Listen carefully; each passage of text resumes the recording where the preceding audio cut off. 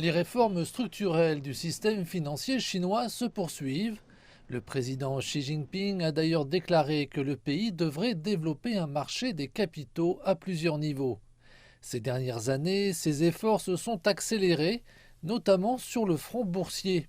Les responsables affirment que les réformes financières visent à augmenter la proportion de financement direct pour les entreprises.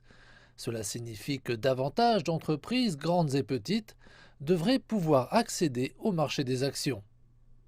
Les principaux marchés des bourses de Shanghai et de Shenzhen utilisent un processus d'inscription basé sur l'approbation relativement long avec des exigences strictes. Ils abritent les plus grandes entreprises chinoises.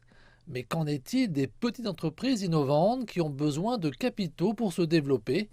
L'une des mesures récentes a été la création du marché Star à Shanghai en 2019.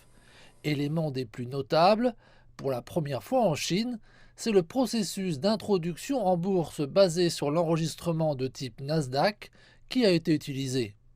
Un système bien accueilli par les entreprises technologiques ayant de nouveaux modèles commerciaux.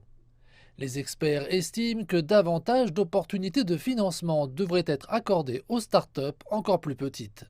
Au cours des 2 dernières années, près de 300 entreprises ont été cotées sur le marché Star, et celle-ci englobe la plupart des plus grandes entreprises technologiques chinoises. Mais les entreprises de taille moyenne, qui ne sont pas encore qualifiées, ont des difficultés. C'est là qu'intervient la Bourse de Beijing, un nouveau marché lancé lundi avec un processus de cotation encore plus court que le marché Star. Il est destiné aux entreprises au début de leur croissance. Les analystes affirment que c'est également une bonne nouvelle pour les investisseurs, car de nombreuses startups en phase de démarrage ont un potentiel de croissance énorme, ce qui signifie des rendements potentiellement importants.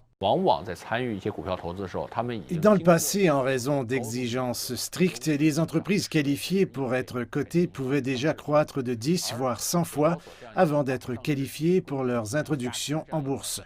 Les investisseurs en actions n'ont donc pas pu profiter de leur croissance initiale. Désormais, avec la bourse de Beijing, les investisseurs boursiers peuvent investir dans de petites entreprises.